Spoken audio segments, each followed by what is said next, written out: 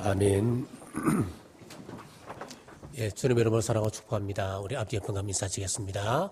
예, 주님의 이름으로 사랑하고 축복합니다.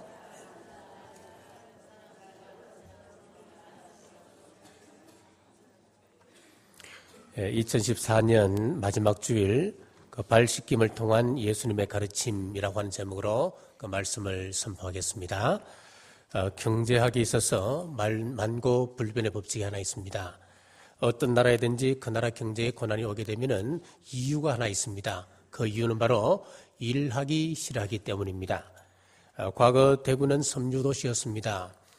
공장마다 사람이 가득하여 밤새 기계를 돌렸는데 지금은 공장마다 사람이 텅텅 비어 있습니다. 어떤 공장은 러시아로부터 2천만 달러 이상의 스웨터 주문을 받아도 공장을 돌릴 수가 없어서 포기한답니다. 아무리 고임금을 책정해놓고 좀 오라 그래도 지금이 어느 때인데 공장에서 스웨터 짜느냐라고 하면서 다들 회피한답니다. 그러면 어디로 눈을 돌리겠습니까? 향락산업에 치중합니다. 즐기면서도 충분히 돈을 벌 수 있다고 이야기를 한답니다. 자, 섬긴다고 하는 것 우리가 좀 어렵게 또 깊게 생각할 필요가 없습니다. 지금 내가 있는 그 자리에서 우리가 내 할 일만 잘 감당해도 우리는 사회에 큰 기여를 하게 되는 겁니다. 자, 오늘 본문에는 다른 나라에서는 찾기 힘든 유대 땅에서만 있는 독특한 문화가 하나 있습니다. 그것은 바로 남의 발을 씻기는 것입니다. 유대인들의 신발은 샌들이어서 발이 쉽게 더러워집니다. 그래서 남의 집에 들어갈 때는 들어가기 전에 언제나 발을 씻어주는 풍습이 있습니다. 자, 이때 발 닦는 사람은 발을 내민 사람을 높이 대우해 주는 그런 뜻도 숨겨져 있습니다.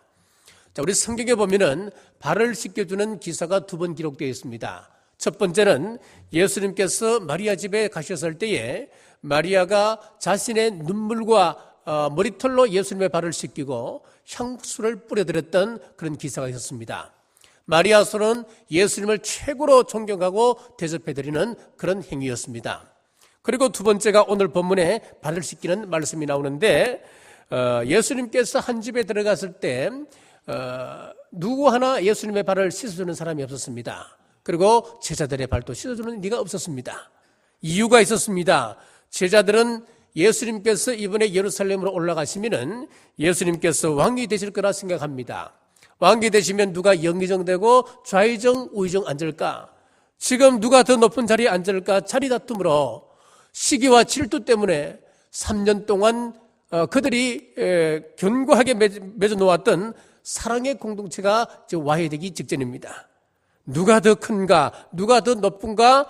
대립하고 있기 때문에 누가 남의 발을 씻어줄 수 있겠습니까?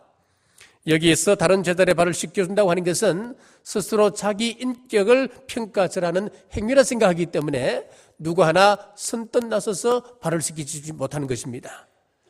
자, 이런 상황에서 우리 주님께서 가르침을 주십니다. 우리 주님의 발 씻김을 통한 우리 예수님의 가르침, 첫 번째는 제자들의 영적 상태입니다. 오늘 본문 2절을 보십시오. 마귀가 벌써 시몬의 아들 가룟 유다의 마음에 예수를 팔려는 생각을 넣었더라. 왜 사람들의 마음이 이처럼 지저분해졌습니까? 그것은 바로 마귀가 그 마음을 지저분하게 했기 때문에 그렇습니다. 마귀라 하는 일이 무엇이겠습니까? 다투는 생각을 집어넣습니다. 야고보서 4장 1절에 보면은 너희 중에 다툼이 어디로부터 나느냐? 너희 지체 중에서 싸우는 정욕으로부터 나는 것이 아니냐 그랬습니다. 마귀의 조정을 받다 보면은 한 이불을 덮고 사는 부부도 부부 싸움이 일어납니다. 한 피바다 한 형제된 형제 간에도 칼부림이 일어나고 한 성도된 우리들 사이에서도 다툼이 언제든지 일어나는 겁니다. 세상이 무엇입니까? 자기 발만 내미는 세상입니다. 왜 내 발을 씻어주지 아니하냐? 불평하고 짜증내고 다투는 세상입니다. 또 마귀는 거짓된 생각을 불어넣습니다. 요한복음 8장 44절에 너희는 너희 아비 마귀에게서 났으니 너희 아비의 욕심대로 너희도 행하고자 하느니라. 그는 처음부터 살인한 자요 진리가 그 속에 없으므로 진리에 서지 못하고 거짓을 말할 때마다 제 것으로 말하나니 이는 그가 거짓말쟁이요 거짓의 아비가 되었음이니라. 세상에 이 마귀가 득세하게 되면 이 세상은 거짓말투성이가 되어져 버립니다. 그래서 존경받는 사람도 거짓말합니다. 교회 안에서 목사도 장로도 거짓말을 밥 먹듯 합니다. 남편도 거짓말합니다. 아내도 거짓말합니다. 이 세상은 거짓말로 가득 차버리고 맙니다. 또 마귀는 교만을 불어넣습니다. 디모데후서 3장 2절 말씀에 보면은 사람들이 자기를 사랑하며 돈을 사랑하며 자랑하며 교만하며 비방하며 부모를 거역하며, 마귀가 주장하다 보면은 저마다 묘하게 교만하게 되어집니다. 교만을 질책하면서 교만합니다.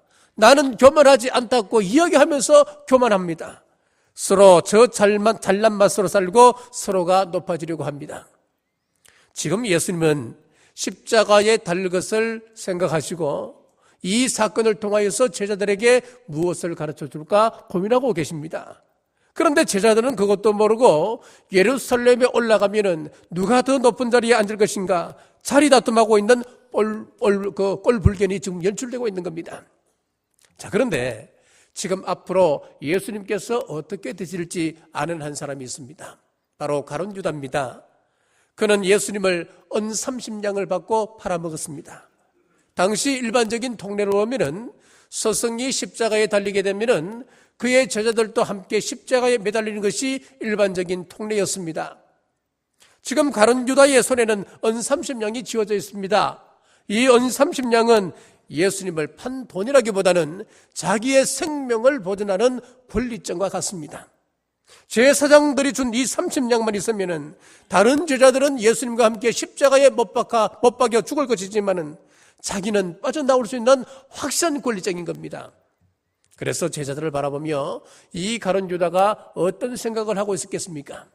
이 바보들, 예수님께서 십자가에 달리시면 너희들도 함께 십자가에 달릴 것인데, 너희들은 함께 죽을 것인데, 그런 생각을 하고 쳐다보고 있지 않겠습니까?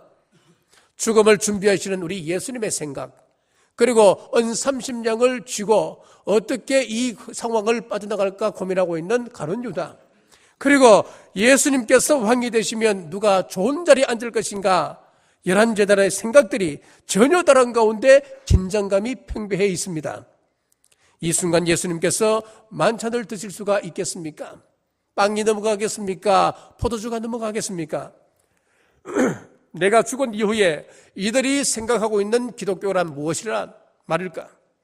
신앙생활을 하는 것과 예수님의 제자의 삶을 산다고 하는 것이 과연 이들은 무엇을 이해하고 있을 것일까? 자, 3년 동안 나를 따르며 내 복음을 직접 들었었고, 그리고 장차 성령님이 임하시면 이 땅에 교회가 세워져서 이 세상을 정복해 나가야 할 이들이 정말 예수님의 가르침과는 너무나 동떨어진 그런 모습을 하고 있는 것 아니겠습니까? 그래서 예수님께서 이 마지막 식탁의 자리에서 기독교의 본질을 가르쳐 주고자 하십니다. 성도 여러분, 그때 제자들의 생각이나 지금 우리들의 생각이 별반 차이 없다는 것을 기억하십시오. 우리 인간은 누구나 대우받고 싶어 합니다. 이런 보편적인 심리를 가장 잘 이용하는 것이 바로 기업입니다.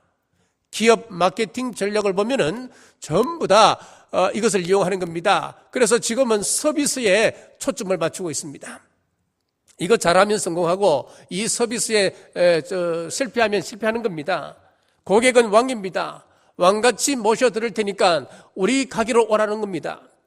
그래서 요즘은 백화점에 가서 물건을 안 사도 들어갔다 나오기만 해도 우리는 인사 많이 듣습니다.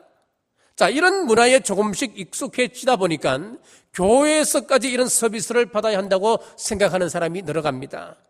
하나님을 섬기고 예배드리는 일보다는 이 교회는 나를 어떻게 대우하는가, 교회가 조금 덜 신경 쓰게 되면 대우받지 못한다 생각하고 내가 불편해지는 거예요. 사랑하는 남부교회 성도 여러분, 2014년을 보내며 우리는 섬김받는데 익숙해져 있지 않는지 여러분 자신을 돌아보시고 2015년도에는 내가 먼저 섬겨버리라 결단하는 여러분 되시길 주의 이름으로 축복합니다. 발씻김을 통한 예수님의 가르침 두 번째는 섬김의 원리입니다. 본문 4절에서 5절입니다. 저녁 잡수시던 자리에서 일어나 겉옷을 벗고 수건을 가져다가 허리에 두르시고 이에 대야에 물을 떠서 제자들의 발을 씻기시고 그 두르신 수건으로 닦기를 시작하여. 우리 예수님의 가르침의 그 본질을 보면 섬김입니다. 누가 누구에게 발을 씻기는 겁니까? 스승이 제자의 발을 씻기는 것이 우리 예수님의 핵심입니다. 가진 자가 가지지 못한 자의 발을 씻기고 잘난 내가 못난 너의 발을 씻기는 것이 우리 예수님의 가르치심입니다. 내 권리가 있습니다. 내가 누릴 수 있는 위치가 있고 나의 확실한 기득권이 있습니다. 그러나 그것 포기하고 종이 되어서 발을 씻기는 것이 우리 예수님의 섬김의 원리입니다. 억만장자요 세계적인 기실업가였던 이 카네기, 그는 어떤 사람이었나 하면은 한 주에 $2 40센트 받는 아주 가난한 공장 직공이었습니다. 하나님의 은혜로 그가 억만장자가 되었을 때에 그가 살아가는 삶을 보면 참 놀랍습니다. 어떤 삶을 살았는지 보십시오. 과거에 자신이 어렵게 살았고 어렵게 공부했기 때문에 돈이 없어 공부하지 못한 사람들에게 장학금을 대어줍니다. 소외되고 거늘진 사람들에게 지원금을 줍니다. 건전한 문화보급을 위해서 공공도서관 사업에 $6천만, 그리고 교육제도 개선을 위해서 $7천만, 그리고 전자올겐이 없는 교회에 올겐 7,000대를 사줍니다. 자, 이 외에도 그에게 봉사기금을 내놓았습니다. 그가 살았던 말년에 돈에 관한 유명한 말을 남깁니다. 우리가 돈을 남기고 죽는 것은 수치다. 이 돈을 하나님을 위하여서, 사람들을 위하여서 다 쓰고 죽는 것이다 라고 했습니다. 그의 묘비에는 다음과 같은 말이 쓰여져 있습니다. 여기 사람들을 잘 섬기다 간 사람 고이 잠들다. 여러분, 얼마나 멋있는 평가입니까? 아직도 내게는 누릴 수 있다는 권리가 있다, 누릴 수 있는 권리가 있다고 생각하십니까? 그렇다면 우리 예수님의 가르침과는 너무 동떨어져 있습니다. 많이 배웠기 때문에 다른 사람을 평가할 수 있는 능력이, 평가할 수 있는 것이 나에게 있다고 생각하십니까? 그렇다면 우리 예수님의 마음과는 까무득하게 먼 것입니다. 내가 번 돈, 내가 쓸 수 있는 권리가 있지요. 그러나 하나님을 위하여서, 복음을 위하여서 그 돈으로 이웃의 발을 씻기는 것입니다. 하루 24시간, 그 시간 내 마음대로 쓸 수 있는 권리가 있습니다. 얼마든지 친구 만날 수 있고, 좋은 옷 입을 수 있고, 맛난 음식을 먹을 수 있고, 얼마든지 취미 생활을 할 수 있는 권리가 내게 있습니다. 그러나 그 시간들을 복음으로 이웃의 발을 씻기는 데 쓰는 것, 이게 우리 주님의 섬김의 원리라고 하는 겁니다. 지난 한 해를 되돌아보면 우리 성도 여러분들의 헌신으로 우리 교회는 참 감사한 일이 많았습니다. 무더운 여름날 우리 전도회 회원들, 그 회원들이 식당 봉사 얼마나 고역인지 우리 주방에 들어가 보시면 압니다. 주차 안내도 마찬가지입니다. 고분고분 말을 듣습니까? 그렇다고 화를 낼 수 있습니까? 인격 수양이 안 된 사람은 할 수 없는 사역이 이런 사역들이에요.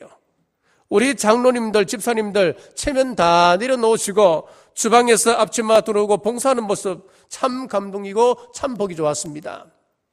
이분들이 뭐가 아쉬워서 이렇게 일합니까? 편하게 효도받으며 살아도 되지 않습니까? 또 그 시간 운동하고 친구 만나고 또 즐길 수 있습니다. 나도 다른 사람처럼 깨끗하게 다림질하고 또 광대고 할 수 있지만은, 그럼에도 불구하고 내게 있는 기득권과 그 권리를 포기하고 피 한 방울 안 섬긴 성도를 내 형제 자매라 이야기하며 그들을 위하여 말씀 안에서 우리가 희생하는 겁니다. 2014년 우리 교회를 통하여서 하나님께서 큰 영광 받으신 줄 믿습니다. 내가 남부교회 된 것이 참 자랑스럽다. 내가 이 교회를 통하여서 하나님의 은혜를 체험하고 이 교회를 통하여서 자자손손 하나님의 복을 누린다. 여러분, 고백하시기를 간절히 바랍니다. 무엇보다 우리 교회를 섬기는 것이 행복하고 우리 교회의 섬김을 통하여서 다음 세대에 더욱 아름답고 성경적인 교회, 오직 예수님만 전하는 그런 교회에 물려주도록 더욱 힘쓰는 우리 교회 되시길 주의 이름으로 축복합니다. 발씻김을 통한 예수님의 가르침 세 번째는 회개의 원리입니다. 자, 9절에 시몬 베드로가 이르되 주여 내 발뿐 아니라 손과 머리도 씻어 주옵소서라고 했습니다. 그때 우리 주님께서 하신 말씀이 10절입니다. 예수께서 이르시되 이미 목욕한 자는 발밖에 씻을 필요가 없느니라. 온몸이 깨끗하니라. 너희가 깨끗하나 다는 아니니라 하시니. 자, 여기서 목욕한다고 하는 것은 신학적인 용어로 보면 속죄, 그렇게 이야기를 합니다. 우리가 예수 그리스도의 피로 말미암아 우리는 속죄를 받았습니다. 그래서 하나님 앞에서 의인이 되었습니다. 또 발 씻음은 무엇을 이야기합니까? 회개를 이야기합니다. 목욕을 해도 발이 계속해서 더러워질 수밖에 없는 것처럼 구원받아도 내 속에 있는 죄성, 곧 옛사람이 날마다 죄를 범하게 합니다. 순간순간 죄를 짓게 합니다. 때문에 날마다 발을 씻듯 우리는 순간순간 회개의 삶을 살아야 한다라고 하는 것을 말씀하고 있습니다. 그래서 우리 예수님께서는 우리 곁에 물동기를 두고 계십니다. 수건을 놓고 계시는 겁니다. 예수님께서 발을 차례차례 씻기시는데 이제 베드로 차례가 되었습니다. 베드로의 발을 씻기려고 하자 베드로가 어떻게 이야기합니까? 8절 말씀입니다. 베드로가 이르되 내 발을 절대로 씻지 못하시리이다. 예수께서 대답하시되 내가 너를 씻어주지 아니하면 내가 나와 상관이 없느니라. 베드로가 하는 이야기가 예수님, 내 발은 씻길 수가 없습니다. 내가 어떻게 예수님에게 내 발을 내밀 수 있겠습니까? 그렇게 이야기했습니다. 그때 예수님께서 하는 말씀이 내가 너를 씻기지 아니하면 네하고 내하고는 상관이 없다. 자, 여기서 상관없다라고 하는 이 말은 무슨 뜻이냐 하면은 나와 교제할 수 없다는 뜻입니다. 나와 동행할 수 없다라고 하는 그런 뜻입니다. 말로 행실로 짓는 죄로 우리 발은 금방 지저분해집니다. 그러므로 어제 씻었지만은 오늘 또 씻어야 합니다. 날마다 회개의 삶을 사는 우리 경주남북의 온 성도들 되시길 주의 이름으로 축복합니다. 발 씻음을 통한 예수님의 가르침 네 번째는 행함의 신앙입니다. 14절입니다. 내가 주와 또는 선생이 되어 너희 발을 씻었으니 너희도 스스로 발을 씻어주는 것이 옳으니라. 베드로의 발을 씻기신 우리 주님께서 저와 여러분들에게 명령하십니다. 너희도 스스로 발을 씻기라 라고 말씀합니다. 자, 이 말은 다른 말로 바꾸면 서로 사랑하라 라고 하는 말씀입니다. 요한복음에서 사랑하라 라고 하는 이 단어가 56번 등장합니다. 그리고 예수님께서 마지막 고별 설교하시는 이후에 종말의 때를 말씀하시면서 예수님께서 주시는 말씀이 13장에서 21장까지 거기에 이 사랑하라라고 하는 말씀이 집중적으로 등장합니다. 여기에 44번 등장합니다. 요한복음 전체에서 56번인데 13장에서 21장까지 44번이다. 여러분 무슨 뜻이겠습니까?